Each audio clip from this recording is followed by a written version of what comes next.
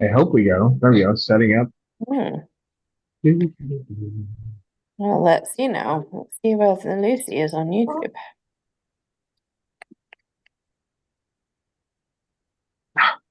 Stop it. What are you doing, big boy? Stop making this, grabbing my ear while I'm trying to get this set up. There we go. You big silly. What are you up to? Well, let's see, Cecil. You're cute. What are you? Lorelai, I don't know why you're down there. I'm not even going to try to figure that one out. She's in the corner. Lorelai, what's that all about? Hmm. That looks That's sneaky. She's up to I just, something. yeah, I'm not sure what. I might start eating the molding. Wouldn't be surprised. I wouldn't trust the paint in here. Everything they did to prep this place was rush, rush, rush. You can tell when you go back and check it. With the kitchen, they didn't use semi-gloss. They used flat paint. So you have to be careful when you try to clean it. You can take all the paint off. What are you doing? Yeah. I had a curtain rail fall down the other day. It turns out that whoever put them in didn't do it properly. So we've got a guy coming round to come and redo the curtain rails at some point.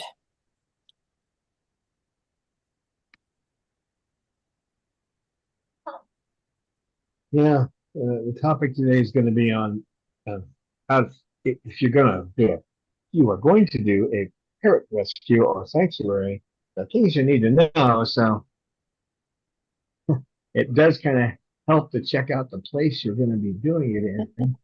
But I don't have the ropes to hang from the ceiling. I could. It wouldn't only cost about $200 to do it, but the ceiling isn't strong enough. It's nothing around here. They're all thin walls, so you really can't do something like hang something from the ceiling that weighs 80 pounds. So it would be Mm. great to do that. I'd love to have an area because they never used it that much. You get one or two birds up there, but Mander liked it up there because nobody could bother him. Pretty much nobody would bother him except Cecil. And You could get a hammock stand and tie the rope to the hammock stand if it was tall enough. yeah, it's a possibility. I could do something like that. So weird. I mean, there's definitely enough room up there to put ropes across. It's just when you tap the walls here, it's like you're tapping paper. You Mm. can't get anything in there. And I'm even worried about putting in the wing nuts because you might end up just ripping out a whole part of the wall. So um, that's why the Romeo's TV is it's on that. I had to buy a stand to hang the TV on because I couldn't hang that TV on the wall. There's no way. I have a mounting bracket for that, but it wouldn't work. I wouldn't trust it there. You might hear a crash in the middle of the night and then your whole wall would be open. So not doing Mm. that. Fortunately, I've become kind of a handyman. That's something I didn't even, well, I mentioned you needed tools and stuff like that in my notes, but you have to be a handyman or you have to have a handyman that you can count on because things go wrong, cages break, stuff has to be fixed. The birds chew up the. I think I brought coffee upside in. You have things to fix and stuff to have. All this had to be hung up. There's different ways to do it. You have to have wire and then these heavy duty zip ties, which you can see what KK does with the heavy duty zip ties. The He'd rather move them than break them. He can break them over time. It takes a while on those. They're not like the little chintzy ones, but so what he does is he just moves them. That's why there's one hanging in the middle there. He worked it off from up there and brought it down there. I think heavy Yeah, duty doesn't really apply when it comes to cockatoos. It has a different meaning. yeah. Well, these actually work pretty well. It's because they're made of polybutylene, and polybutylene is one of those kinds of plastics that you can't glue it. You can't. use cement on it, which chemical bonding, it doesn't work. So when they make something in polybutylene, that's it. Stop that. That's my feet, you big monster. Come here. So polybutylene is hard for them to cut through. So they'll usually find some other way to deal with it, but they can. I mean, give them time.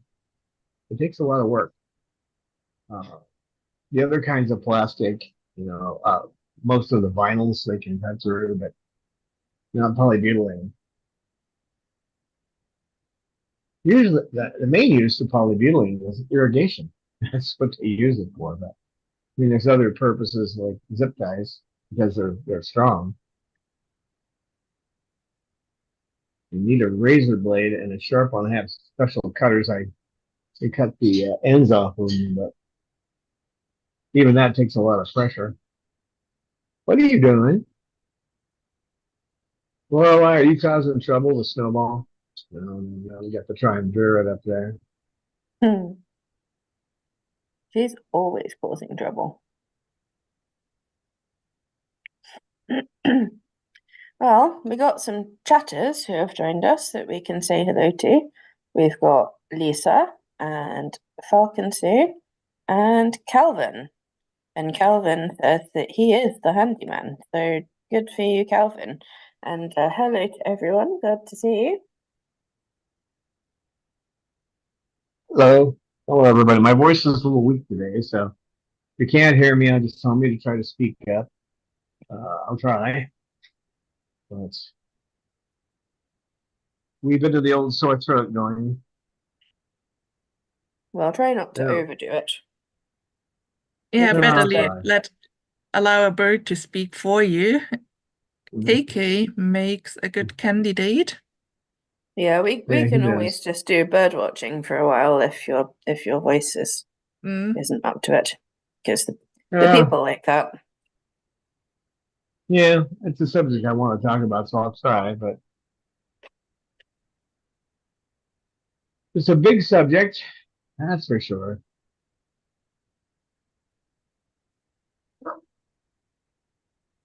People who start up a dog or cat rescue, I'm not saying that's easy because it's not, but with cats, you're not too worried about having, you can have travel containers when you need to move them. Fun to get them in and out. There are issues with cats and dogs. Trying to put a cat in a carrying cage would be fun. Giving them, you don't have to give these guys baths, so there's something you don't have to worry about. Unless you have someone like Bob who has to be washed every day, but he's amenable to it. Yeah, you need large cages. You need an area for them to play in. And you do have to have some skills or have a handy person. I guess I don't care too much about being a PC, but I'll use the old words because I'm old. A handyman to fix things like I have to fix that area where KK he was eating the molding over there, and he got down below over there too. So one of these days I've got the stuff to fix them here. I just haven't got around to it. Which according to one of the to Zig Ziglar, that's a round piece of wood with TUIT written on it. So he would say that you keep a round to it around so that when you start to say I'm gonna do this when I get around to it, and someone can toss that to you. Do it now. That's something else too. You have that I didn't write in my notes, but when you're doing a sanctuary, you have to prioritize. You got to have a list in your head at least of the priorities. Obviously, the number one is a medical emergency, or the building is something like a building fire. Been there, done that. So the priority there is get the birds out, right? But you got to have your list of priorities and know what you're going to do. If you have a cage that they can get their head stuck in because they pulled one of the bars off, you have to deal with that now. Within the next half hour, you have to fix it. So that's why KK is in a smaller cage now. I had to take one of the only other cage I have. Shuggy? He's trying to get my attention. Yeah, I think she's serious. All her crest was up. Yeah, I think she's throwing you around to it. She's like, hey, get around to petting my beak. Mm. She's a little flustered with me because I stopped. So she gets that funny look on her face if I stop, and then she acts like she. Well, are you going to condescend and pet me now? Maybe I'll let you do it.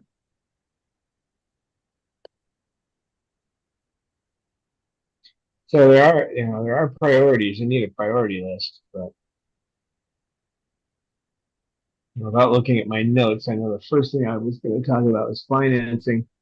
I took a class with retired. They have a group of people. I forget the name now. It begins with an S, but they have a bunch of retirees that teach you things. So you can go down and find out how to start a nonprofit, that kind of thing. So I went to one of those. Oh, it's called SCORE, SCORE, SCORE. And one of the first things that they mentioned is that you have to find methods of surviving the famines, because there's times when you just don't have money coming in, so you need, they mentioned, and then Fran Canada did his Canon training, those intensive trainings that are like, Tim Robbins does, that kind of thing. Only Fran, I think, is better at it. But I asked him, and he said, "Oh, just get every credit card in the world." He said, "You got to have good credit. You got to have credit cards, and you got to use them every month. Just pay them off, because one day you're going to run them all up because things are going to go wrong." That's important. If you're going to start one of these and you don't have the ability to get a bunch of credit cards that you can just use every month for little things until the emergency comes, you're probably not going to survive when a big problem hits you, unless you got, Uncle George has got millions, and even though he's a cheapskate, he will hand you money. If you don't have a source like that, even in that case, Uncle George could die and not leave you anything. So you need those credit cards. That's important. And it saved us. Well, it saved us once. It's saving us right now. When the fire hit, I ran those. I ran up the credit cards to the moon, and then took about 3 years to pay them back down. Are you going to eat my pocket? Is that what you're doing down there? Are you going to eat my pocket? Sorry, sugar. I'll be right back. If I can get that zipper up so you don't eat the zipper. I've already had Laura. I killed one of them. A little pest. She's very cute. She's such a pest. So that's important. Financing is difficult, and then you have to sit down and figure out how many you're going to bring in. What's going to be your stop point? If you're going to bring in, say, you're gonna try to bring in rescue birds, and that's another thing. Are you going to be a sanctuary or a rescue? If you're going to be a rescue, that means you're going to bring in birds and you're going to try to find homes for them. That means you need volunteers, and you need to have enough of them. And that means to do that, I think 10 is the minimum, to be honest. Um, and I'll get into the reasons for that. But you have to have someone who can make a phone contact and do an interview with a prospective uh, adoptee, someone who wants to adopt birds. Um, you have to have someone who can talk to the relinquishers. What's the issues with the bird? Why do you want to relinquish it? That kind of thing, or can go out. You have to have those that can go out and check a home. Is this a good home? Or they can go out and check. You want to relinquish this bird, they can go out and take a look and see what's going on. Get an idea of the environment the bird's been in. Um, a little tip there too. If you're going to have someone do that, you while you're talking or you're interviewing the relinquisher, you say you need to come by and take a look, and the next in a day or two, and get their address. Go that day. Show up without them knowing you're going to be there, because people will change things around. I know in one situation I looked outside and I saw a large cage. When I say large, it was bigger than this one. So, and then they had a smaller cage that they were giving me for the bird we were taking in, and I had the distinct feeling they had moved it so they could sell that cage. they can make some money. So sneak up, you got to sneak up on people because they will do all kinds of funny things. So, but you do need to have enough volunteers, and the reason I say that you need 10 volunteers if you're going to do a rescue is because you can only count on 5 of them. At any time, you could lose half of them. Volunteers come and go. Um, I'm sure there are some groups where that would not necessarily be true. I know that there are some, like if you were to get the Amish to help you, they would probably show up because they have that when you give your word, you stick to it, right? Not common in the world these days. I can give you an example of that though. Christopher Hitchens one time he was in a taxi and his wallet fell out, and the guy who was driving the vehicle was from the Middle East and he was a Muslim. He could tell that because of the paraphernalia in the vehicle, and so he left his wallet got left in the taxi. And then about an hour later, here comes the taxi driver back, and he comes knocking at the door, and he says, "Here's your wallet. You left it in my taxi." So Christopher Hitchens pulls out, opens the wallet and starts to hand him money. And the taxi driver actually got upset.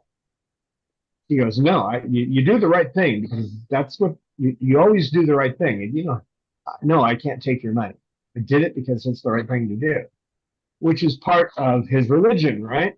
So if you can find people like that, that they're going to give you their word and stick to it, great. But the problem is you get volunteers and they wander off. They just don't ever come in again. You're expecting them one day, they're not there.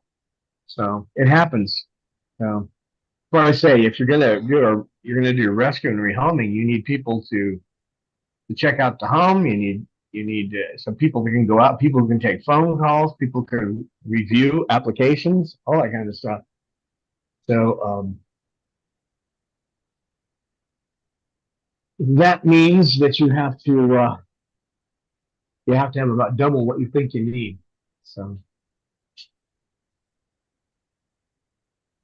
and then you got to look at where am I going to put these birds, and that's part of how many you can handle. I mean, how comfortable are you with handling birds? And how long do you think they're going to be there? Are you planning to bring in birds and have them for a week or two or a month and then rehome them? It doesn't always happen. You can end up with them for a long time. So, where are they going to be? Hey, you guys, calm it down up there. Hey. Looks like they're Yes, getting a little too friendly. no, it's an altercation. Hey, Oh, Lorelei. Throw a piece of wood at you. Not much of a piece of wood. Get your attention, Lorelei. Oh, Cecil, I'm talking to Lorelei. You guys behave. I thought it was a flirt gone wrong. No, it's not likely with Lorelei and Snowball. What usually happens is they end up fighting each other. You guys. Sometimes they'll preen, but usually it's an argument started by Lorelei. So you're going to have to figure out how long are they going to be there. Now, if you have birds that were only going to be there a couple of days, it wouldn't be so important to get them out of their cages and socialize them. Because for the first 2 days, that's kind of hard to do anyway. Depends on the species. But if they're going to be around for a while, you have to have some skills in working with them because you want to train them in some positive behaviors. Hey, like not eating shoes. You want to train them in positive behaviors, and you want to find out what their issues are and try to work on them. So, and then they need to be out just because you wouldn't like to be stuck in jail either.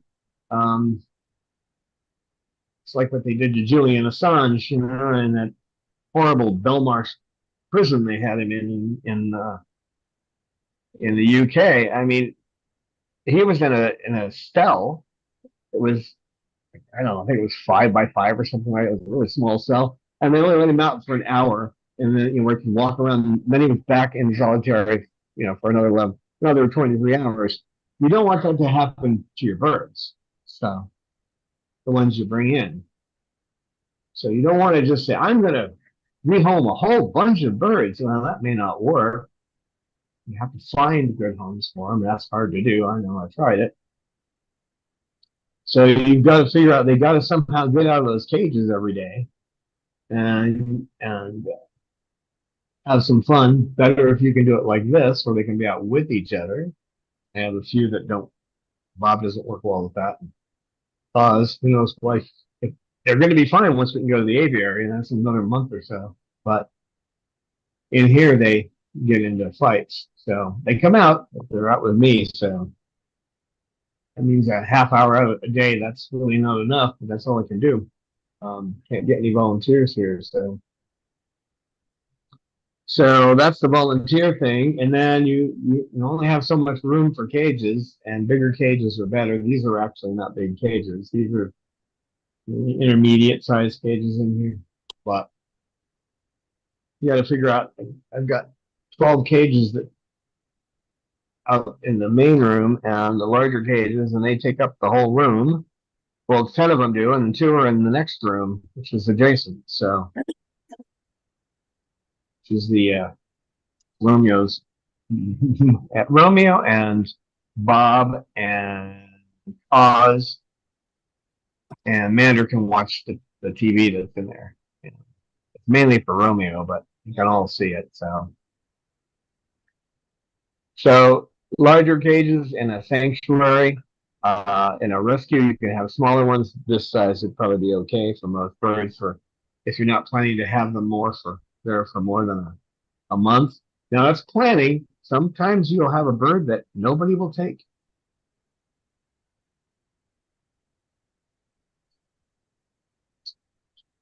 I'm sure, or you can, no matter what you do, they may end up trying to bring them back.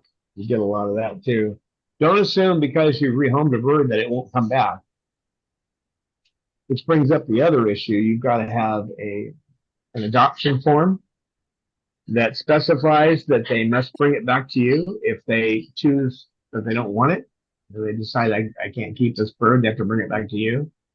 I believe the avian web still has the form. If not, I have a form for anybody who needs it. You just have to change the name on it. I took it from the avian.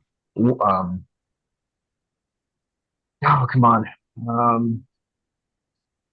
Avianwelfare.org, I think. And it was written by attorneys. It's $1,000 fine if you try to sell the bird, that kind of thing.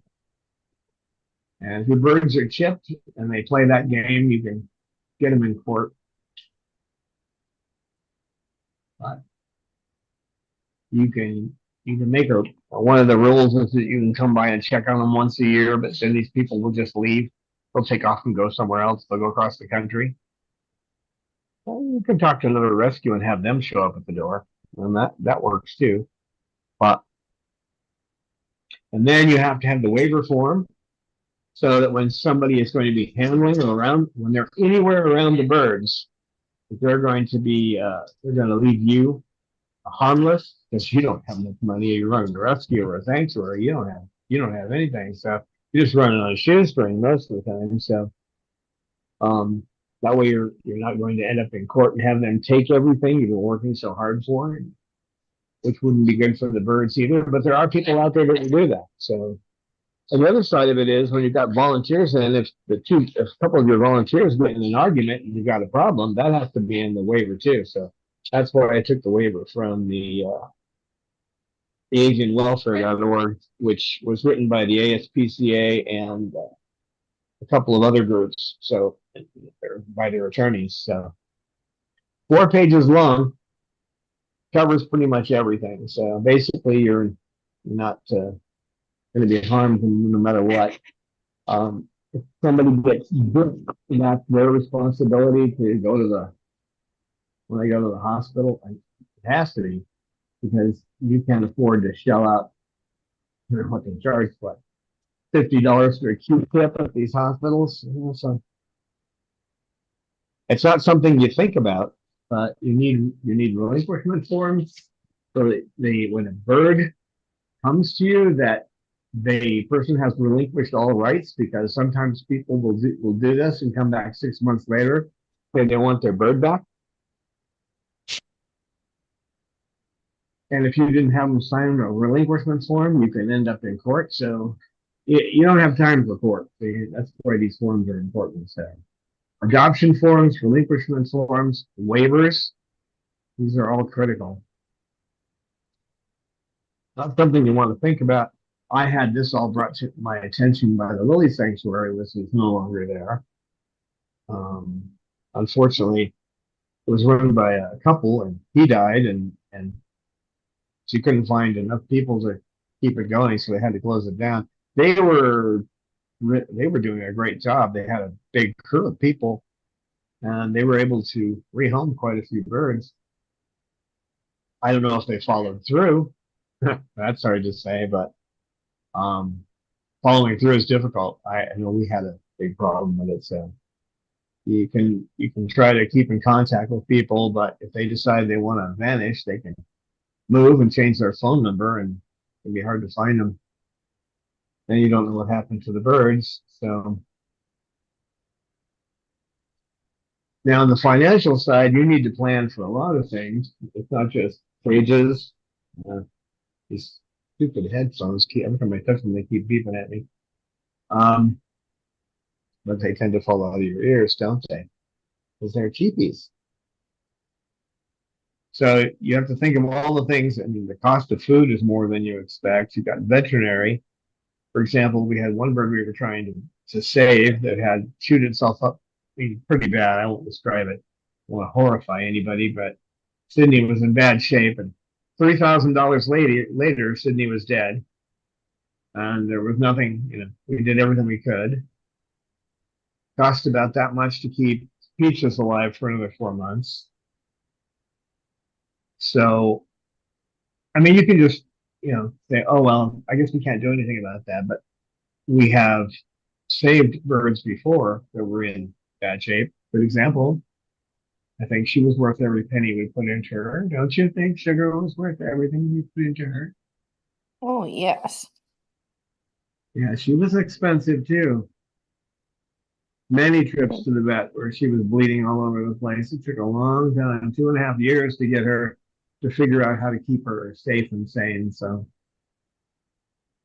But there's no one else quite like her.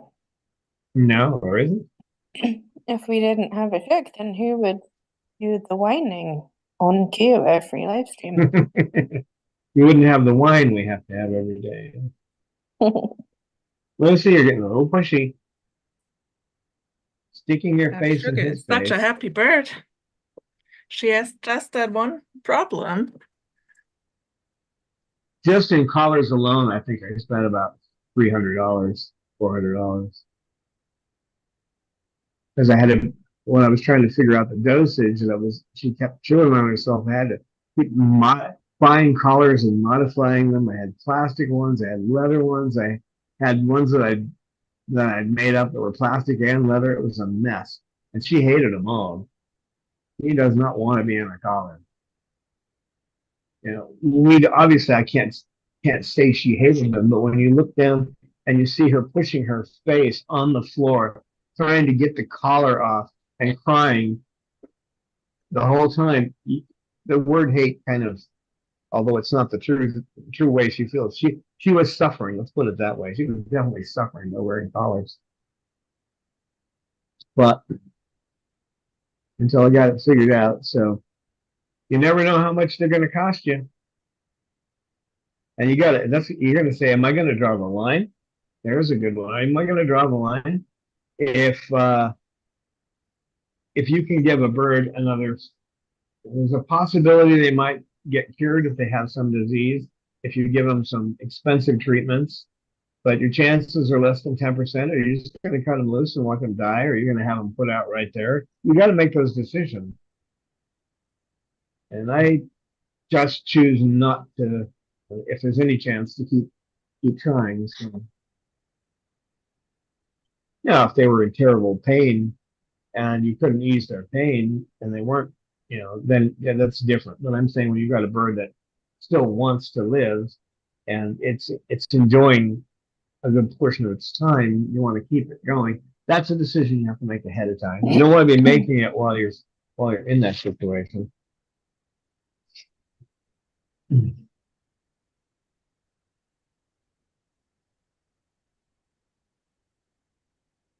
you got to have a big toolkit. You need all the things. And, um, what's something people wouldn't think of? You probably wouldn't think of having a rubber mallet. But there are times when you're trying to put a cage together that, or you're trying to fix a cage where you need to pound something. You don't want to use a hammer because you're going to bend the metal. So you need a rubber mallet. Um, you're going to use zip ties for things. You're going to need a zip tie gun, right? Um, you need power tools so that you can, when they manage to take something apart. Whoops! Oh no! Thinking of things. Hold on a second. I just lost my earpiece there. They're just coming out on me today. Um,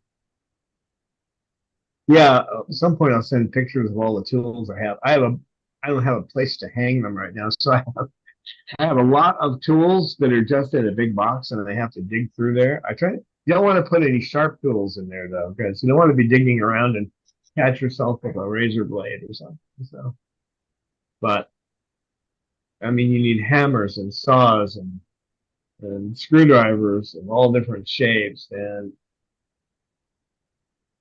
you need a hot glue gun because you're going to be putting together things like ropes that come apart. These ropes that, like that one that's broken over there in that cage.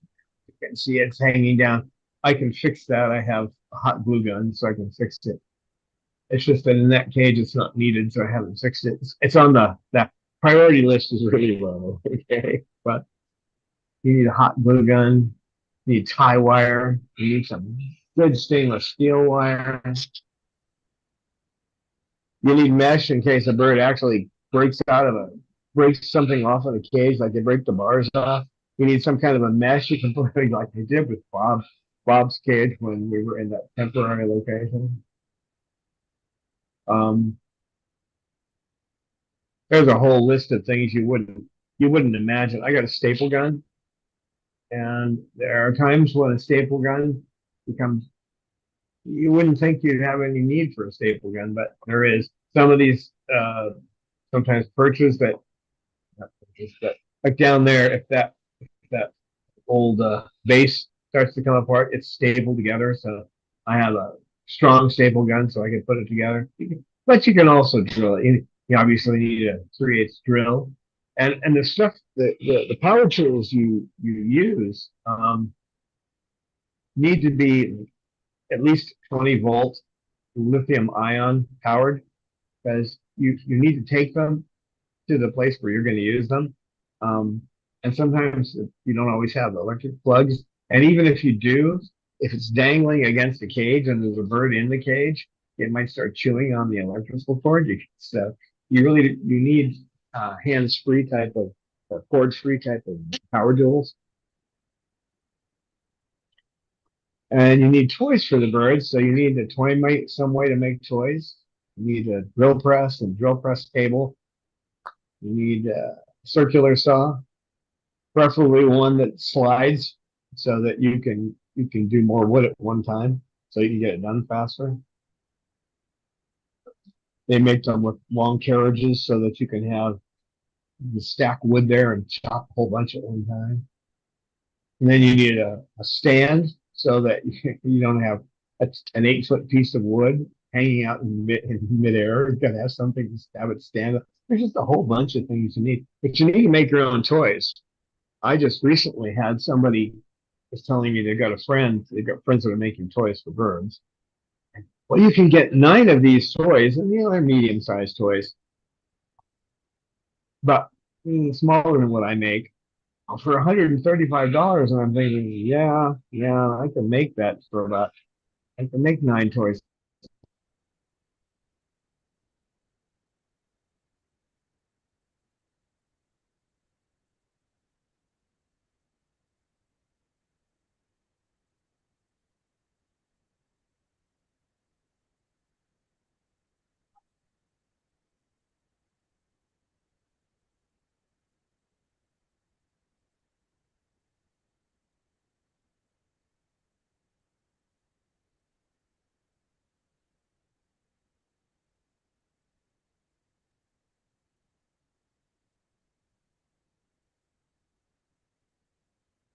Everybody's so quiet. Yeah. I wonder where the ton is from Don. Even KK's not saying anything. Can it be that the sound is missing at Don's end? Don, can you hear us? We cannot hear you at the moment. Dun dun dun. But I'll text him. Okie doke. I don't know. He probably has his notifications off, but I'll try it. We will see when he realizes no one is interfering. Oh, wait, Calvin, he is? Do you hear only us or do you hear Don as well? Maybe it's only Zoom who is missing up and it's transported to YouTube. So maybe just we. Wait, I hear Don. I still don't. No, yeah. Now I hear you. Hello? Hello? Hello. Okay. So how Hello. how long have I been talking to myself? About 50 seconds to a minute. Yeah, Okay. don't worry, happens sometimes. Once I was on a hiking tour and there was a really interesting stone formation which told you a lot about development of the plates and stuff. And I was referring actually to my brother, but my brother somehow fell down, so I had some other kind of tourist group behind me. I gave a whole speech before I realized it's not my brother I'm talking to. And they were like, that's really interesting. Well, Yeah. I find that happens when I go to the shops with my husband all the time because we'll be standing by a shelf and then I'll be like, hey, do we need bread? And then I turn around and then he's like halfway across the shop in another aisle. It's like, oh. Yeah, I think I probably go over that section about purchasing again. You have to buy it at the right price, the right delivery, and the right quality. I used to be an inventory manager, so I managed an inventory of $1.3 million on a 30-day turn. So, yeah, I did it. Nobody else did in the company, but I was able to.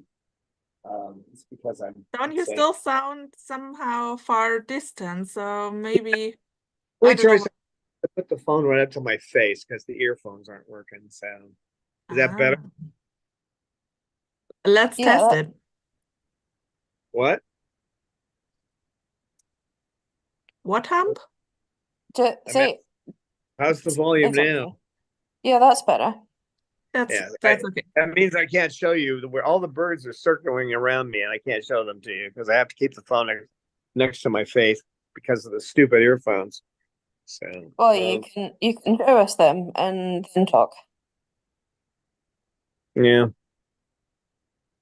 Well, let me try Hi, switching camera, but I hi, can't. birdies. That'll work either. You can look Lorelei. Hello, Yes. Relay. So, you have to buy it at the right price, the right quality, and the right delivery. So, if you can get something for, let's say I pay what $135 for a 35-pound bag of Zupreme. So I know I can get it a little cheaper from another company, but when they send it, they don't send it in a box. They send it in the bag with a label on it. So there's just no way I can trust that. It needs to be in a box. So where I buy it, it comes in a box, and if I order it, uh, I have it on auto order. But if I order it then on a Friday, it'll be here Monday. If I order it early on Monday, it'll be here Tuesday. So they've got the right delivery. The price is good. It's not the best, but it's good. And then the quality is when I look at the bags, they're all the dates when they're supposed to go out of date are 2 years ahead. So they're not sending me old stock. And sometimes that's what will happen. You'll get it. Somebody will have a deal. Oh, you can buy these, and you're going to save 30%. Yeah, and when you get it, it's within 2 months of being out of date. So in some cases, you can get a better price by getting it delivered in a longer time frame. So that means that you have to think about ordering it. You have to get it on your schedule. When you need this, you have to order it 2 weeks ahead of time. That's the way it is with the parts for their toys. If I need some more of those, which I do need right now, some of these little rings she likes to chew on, this girl up here. If I want to get some of those, it's going to take me a week and a half or 2 weeks to get it. But I'll get it for half price. So, which is still kind of expensive for a something that's made from basically refuse from palm. But so you have to consider those things, and if there's a time factor to get it at a better price, then and at the right quality, then you have to deal with the time factor. So, right, Lorelai?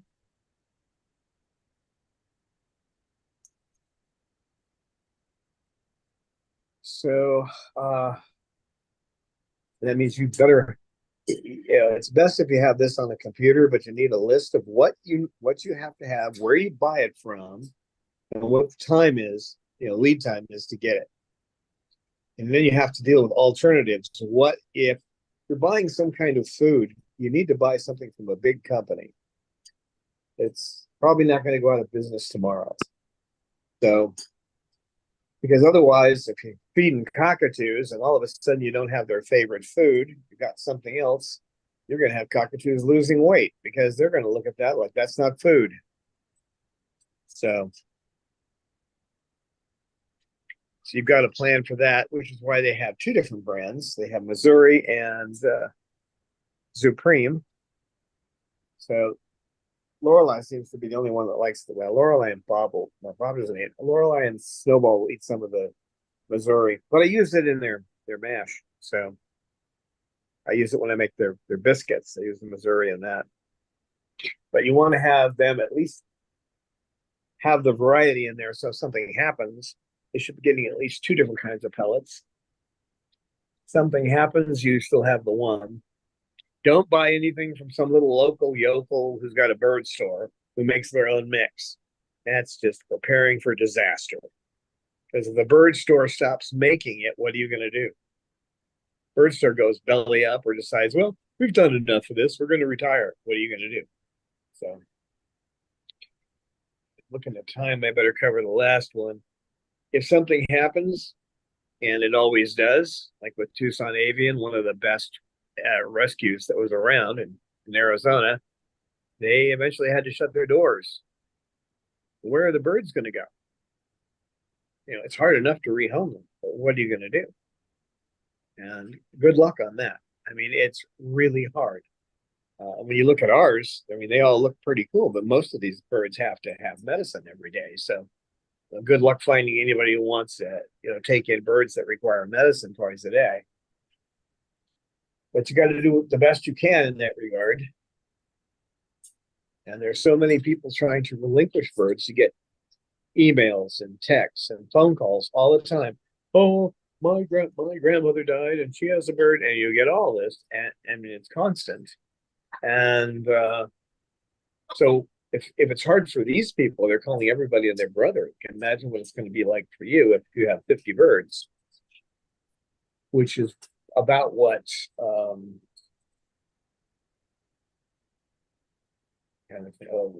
the Lily Sanctuary had when they had to close down. When Tucson closed down, one of the board members took in all the birds that had the big problems and kept them, and then found homes for everybody else.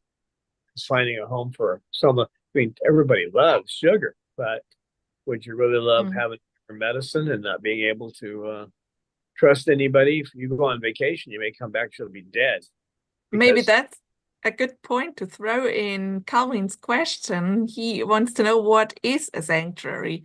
So maybe just to define the differences between sanctuary and normal, usual rescues. Yeah, that's a good question. A rescue is a place that they bring in, dog, cat, bird, whatever. It's a rescue, brings in animals and then finds homes for them. It's easier to do with cats and dogs, believe me. Birds, people don't understand. Sanctuary is a place, and some kind of do both, but a sanctuary is a place where the birds are cared for, given as much of a life as they can be given, like you see these guys over here. But you don't do rehoming. I mean, it's extremely rare that you would do any rehoming. There may be odd circumstances where it becomes practical, but in most cases, they just stay with you. So the hard part about being a sanctuary is that almost nobody will get you. It's hard to get grants because they think you should be. The idea with most of these companies that give grants to animal rescues and sanctuary, well, animal rescues anyway, is that they want turnover. They want to see that you're bringing in animals and putting them in homes. As I told one of the people who was a representative for one of these grantors, I said, "Oh, so if I was bringing in porcupines or something like that, they should have to go to homes right away, well, or raccoons. Well, that's different. No, it's not. These are wild animals. Well, they're tame. I said, well, I can show you a tame tiger too, but they're still a wild animal. They don't understand it, and to be honest, a lot of these grantors, we dealt with one early on, and with the grantors, I was looking at their forms, and actually, I should have taken a picture of it because in their forms they said that their nonprofit was being, helps to support their for-profit business. And if I'd taken a picture of that and given it to the IRS, they would have been in trouble because that's illegal. You can't have a nonprofit that's supposed to be supporting a for-profit business. But there aren't. So if you're going to do a sanctuary, you better have somebody who can help you with fundraising. You're going to need a business developer or somebody who's in there to be hunting for money for you because you're probably not going to get many grants. So Calvin is wondering, his statement was, so there is no assistance for sanctuaries then? It's hard to find any. We have, right now, we still, up to this point, we got one this year, we're still getting a $2,000 grant from one small, actually it's just a husband and wife that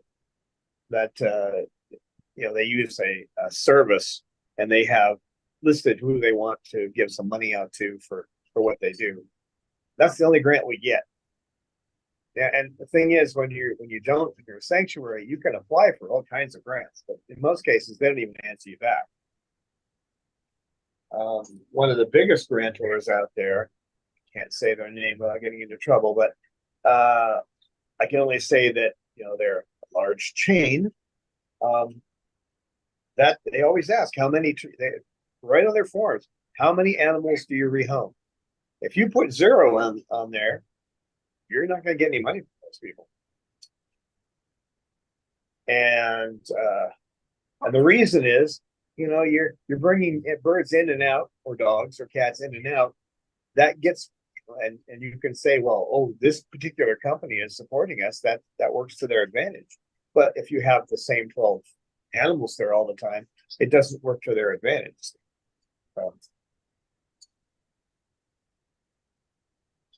Yeah, it's tough. But it's also tough when you rehome a bird and you find out that when it comes back to you 3 months later, it's in worse shape than when you handed it out, and you did everything right. You checked out their home. They went through the whole. They had to fill out an application. They went through the phone interview. They did the physical interview. You've done all of that, and they still bring the bird back. I had somebody do that twice. Oh, they bring it. Oh, I really just can't do this. I said, okay. And then A week later, I just can't live without that bird. I've got to have that bird. And then a month later, I've got to bring it back. So and that bird was Snowball.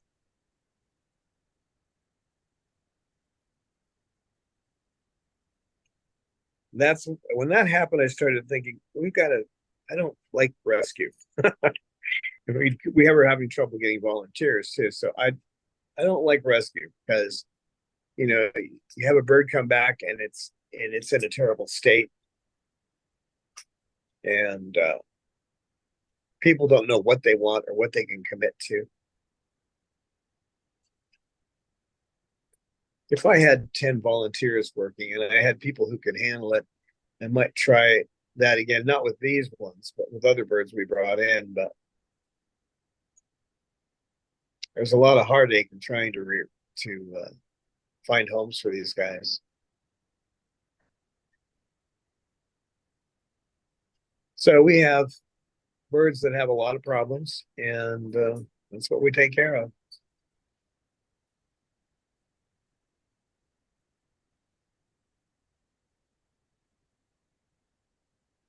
They're all special little birdies.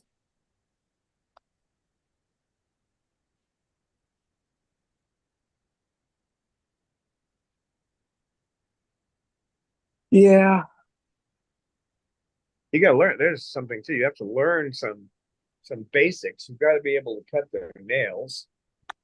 If you've got a rescue, you can't be taking 50 birds in for a nail clip. Um, you have to be able to, if you have a bird that has scissor beak, you have to be able to shave that beak down. That means you need to learn how to use a Dremel. And then you also have to know how to deal with a bird. That's why it's so important to learn basic training techniques, because you can't work with a bird. And sometimes you have to do it. Like I had to do it myself. I do KK's beak and I do Lucy's beak and Cause. They're the ones that have the biggest beak edges. And I do them by myself.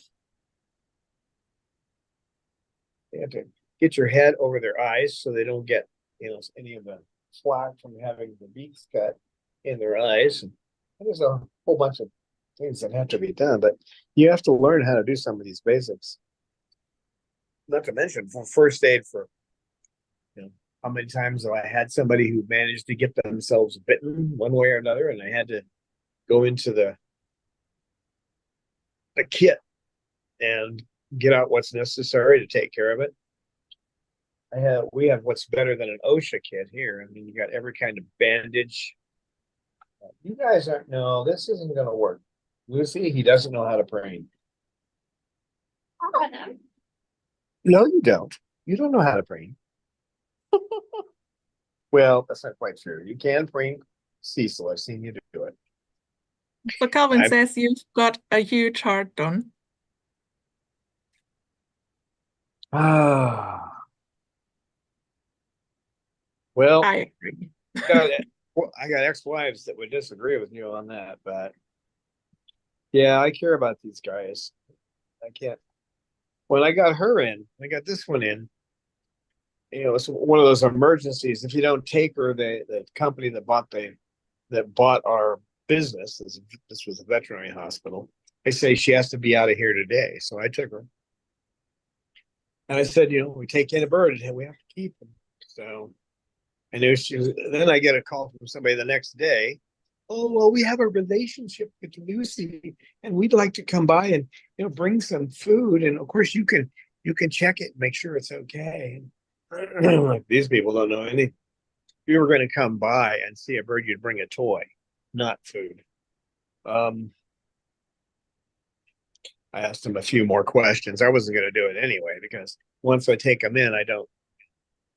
That whole thing of handing them back off to somebody, they're going to be back to you in a bigger mess. Plus, she needed Haldol, and yeah, I know you could convincing people to give medicine is pretty tough.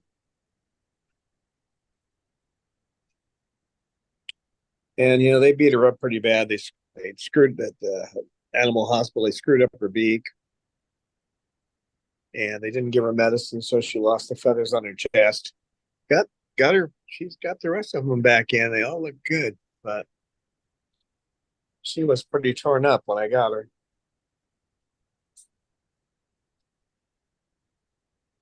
Right, Luce? Oh, she's such a pretty Lucy. Yeah, she hates me now. She doesn't like to sit on me or anything. Right, Luce? Well, questions? If there's any questions, remember we do have merchandise online, and you can find that on our link tree. And merchandise. We also have a website, loissanctuary.org. That's on our link tree as well. You can learn a little bit more about the birds, some of our birds. Donate if you wish, right? There's a link to our Patreon. You want, and then also there's links to just one-time donations. We can use whatever handouts we can get. Well, yeah, I can't put you out there with a cup in your beak. Well, maybe I could. It would be very cute if I saw Lucy with a cup in her beak. I'd put some money in it. That's something else you can do. You can do events too, but you have to plan them. And you need an event planner. You don't want to be doing all this yourself. But we used to do events, didn't we? She goes, I don't know. I never went on one. No, you didn't, did you? You didn't, did you? Thank you, Anna Maria and Amy and Eleanor, for your assistance watching the chat for us, right, Lucy? Because you can't see the chat. I don't think Lucy can read. Got any words for anybody? You? Matt?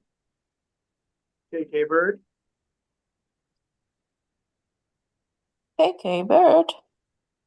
Oh, we have a last question by Calvin, who wants to know if there are tax advantages or advantages to being classified a sanctuary or rescue. Yeah, the only advantage to being a rescue, and that's only if you can move quite a few birds out of your, bring in birds and rehome them at a pretty good pace, is that you can get more funding. The advantage to a sanctuary is strictly psychological. You know you're helping the birds that are with you, and that they're going to get the best care that you can give them. They're not sitting in somebody's home that's decided to ignore them and just hasn't called you to say they want to send them back yet.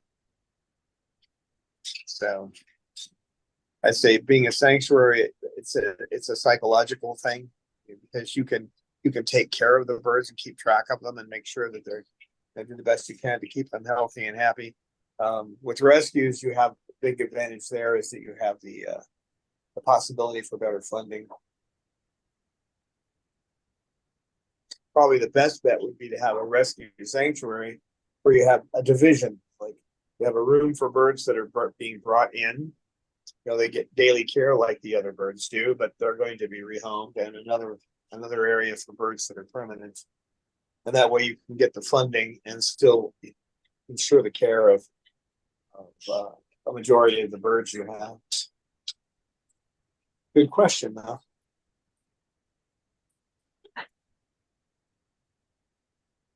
Well, that's it for today, folks. Thanks for being here with us, and we'll see you next Monday. Thank you, Amy, Eleanor, and say goodbye. Oh, Lucy. Sweetie. Bye-bye. Oh, thank you. Thank you for coming, viewers, and thank you, John, for the stream. You're most welcome, and we will see you